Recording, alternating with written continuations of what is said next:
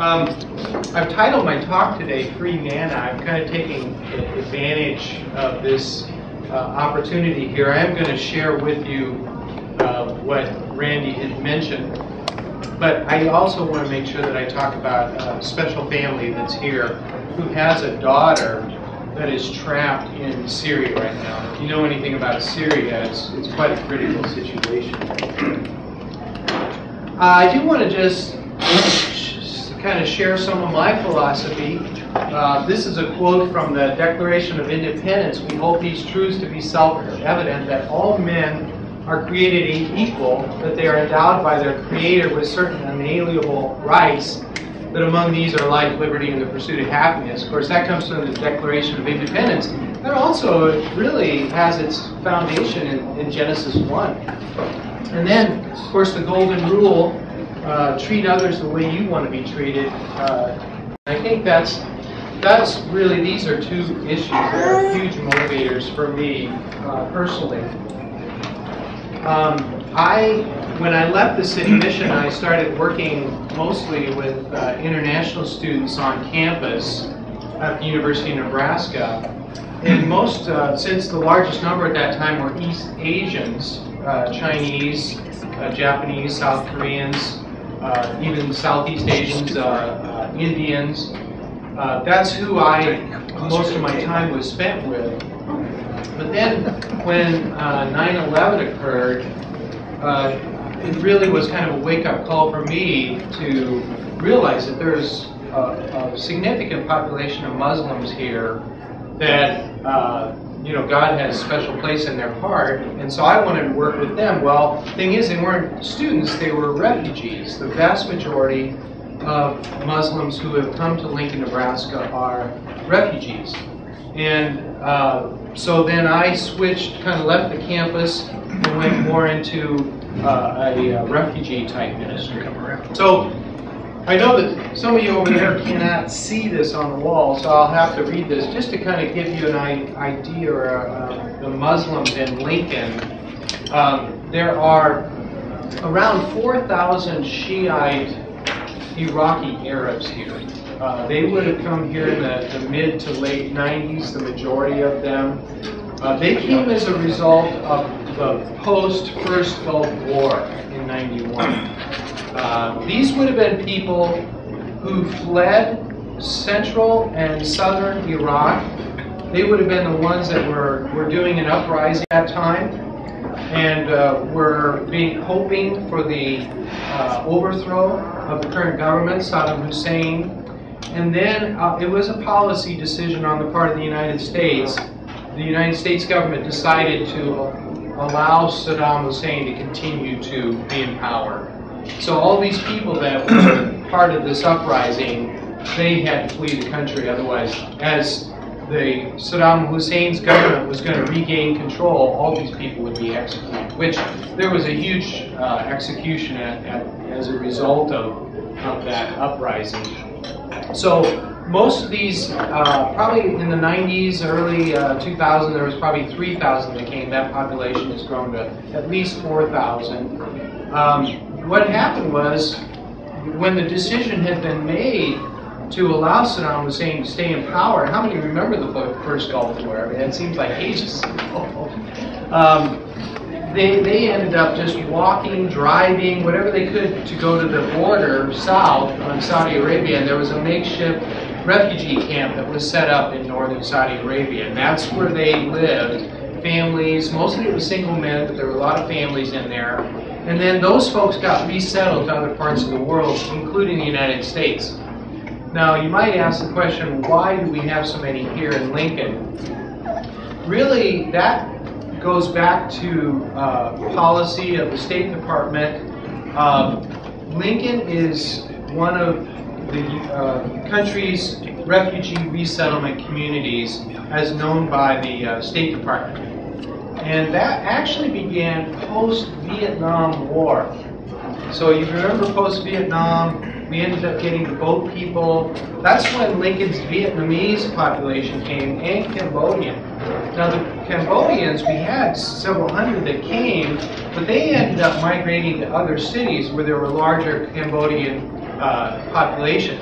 Obviously, the Vietnamese stuck, so we have a very vibrant Vietnamese community. As a matter of fact, I don't know who it was, but they just opened up a brand new strip mall on storefronts there on 27th Street, just south of the People's Health Center. And as far as I can tell, I haven't been in there, but it looks like every business in there is owned by a Vietnamese. Well, that policy of continuing to resettle here in Lincoln, and why was Lincoln chosen? Well, Lincoln was chosen because of low unemployment and the low crime rate, and overall it's been a welcoming community for refugees. So there's been waves of refugees that have come here ever since the 70s. But probably the second largest wave that's ever come. And we have Bosnians here, we have Afghanis, we have now the most recent group that's coming are Burmese, people from Burma that were, had fled the country, with the Karen people. Probably the second largest country of origin of any refugee group is the country of Iraq. And that is, most of those came as a result of post-Gulf War #1 and post-Gulf War #2. Now, any Iraqis that are coming in the United States, they're being resettled out of Damascus. They're in Jordan. They can't go back to their own country, so they're continuing to be resettled here. Of that group that was resettled in the mid-90s, another 1,500, probably the population's almost 2,000, 2,500 are Iraqi and Sunni Kurds. And then over the last 10 years, we've had a population of Sunni Muslim Sudanese coming. Now, you hear Shia and Sunni. Let me give you just a quick summary of what that means. When you look at the religion of Islam, 80% plus of Muslims are Sunni. The next largest group or block is Shia or Shia. And actually, those two groups, those two blocks of Islam date back to Muhammad when he died in 764 or something like that, AD. And there was a dispute who was going to be the successor of Muhammad. And the dispute was really between the military governors, who there was actually 7 regions already by that time where you had this group of 7, and a group who said no, it shouldn't be part of the governing officials. It should be a person who is selected by Muhammad, and they need to be a close biological relative. They had this conflict. Obviously, the Sunnis won because there's 80% still today. But it dates back actually to the death of Muhammad. And then we have Muslims from other countries: Afghanis, Bosnians, Iranians, Pakistanis and Saudis. A lot of them would be associated with the University of Nebraska and also state government, especially the Pakistanis with other jobs. But Saudis, so there'd be other groups. Now, this is actually a picture that was in the Parade magazine. Because we have this percentage of Muslims here, there's been some national, it's been in some national publications. Like, this is the picture of the Shiite mosque. There's a family in front of this mosque. This is actually at 72nd and Douglas. There's 2 mosques in town. One is 72nd and Douglas. The other one, the Sunni mosque, is at around First and Adams. This is another family from that same parade story. This is the family of Zainab, a close personal friend of mine, very professional woman, really works in the Mina Hope Project at the Good Neighbor Center. Just to really enjoy her, very caring attitude, but you can, they are Shia Arabs. Another group that we have are Sudanese. And the Sudanese, that also unfortunately is a story of people having to flee because of war.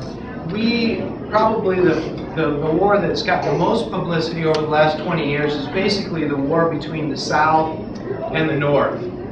And most of the people in the South are Christian background people, or they're still practicing tribal religions, where the government that's in control of Khartoum, they are Arab and they're Muslims, and they have been, that conflict went on for like 30 years until a treaty was signed. And so now there's kind of some subsiding.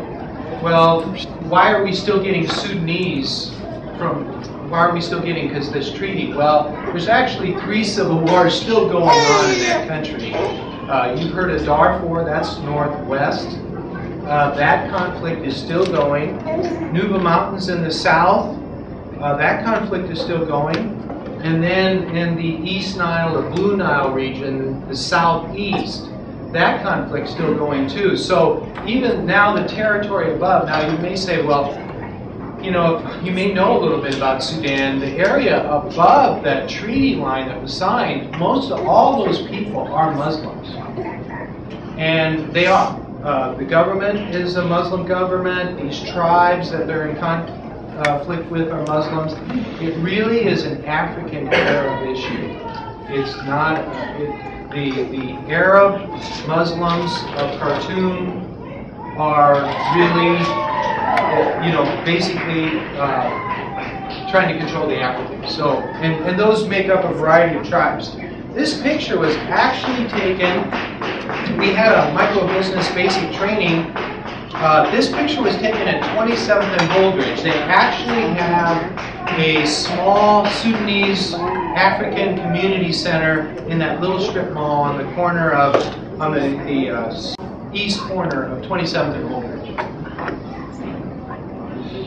I just wanted to put in a picture of Kurdish. This is a Kurdish young man. He's going to be a senior at North Star. He actually looks like Kurdish, but there's actually several different groups of Kurds. There's one group of Kurds that they're called Yazidi. They never did become Muslims, and actually he's a Yazidi young man. I showed those numbers of Muslims. You know, there's no official count, really, of a lot of different ethnic groups or religious groups. We don't know exactly how many there are. I mean, the best data, of course, is when a census comes up, but the census doesn't ask, you know, what religion you are. And it also doesn't have categories like, you know, Arab. I mean, you know, when a Arab person fills out the census, the closest thing to their race is white. So there is no exact count. But I thought I'd throw in this chart from the Lincoln Public Schools, because this chart is the English language learner students from about, you know, 1990 to the present. So, and of course, I'm glad you're doing backpack at Belmont. There would be probably about as many Iraqi elementary students at Belmont as any other elementary school. But I throw this in to illustrate, because you can kind of see from the large increase that occurred from about 1997, you know, 98, on up to 2000, 2001. Most of those would have been Iraqis. Those would have been Iraqi or children from different groups that had migrated to Lincoln here. So you can see that the increase continues, but in the late 90s, particularly that line almost went straight up. And that's because of the large influx of Iraqis that came as a result of post-Gulf War #1, 91.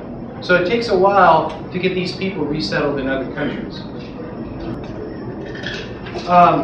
As Randy mentioned, one of the things I do, one of the primary activities that I do with refugees is I do economic development. And basically what I do is I teach and I enlist business people, groups like this, to teach micro-business startup classes to whoever will listen. And it tends to be men, it tends to be people who want change, it tends to be people who speak good English. So it's been a lot of fun. And because I do that, it means that I have a lot of engagement with some of the leaders of these various communities. personal friends with some of the folks here. Almost all these people in this room are college graduates from Sudan. The man on the left, the far left, he's an accountant. The person next to him is an attorney. I'm not sure the other fellow. The other two ladies both graduated from post-high school in Sudan. But because of language and lack of connections and things like that, like the man on the left, who's the accountant, has a 4-year degree in accounting. He actually works on the line at Kawasaki. And he's supporting his family by working at Kawasaki, and as a 60-year-old, he says, I can't do this much longer, and I want to continue working. So that's why he wants to look at a small business. Elias next to him actually drives a van for Community Alternatives, and he would he actually could run a facility, a shelter facility for disabled people himself, because he's got that kind of know-how. And it's just a matter of getting them all in the right direction.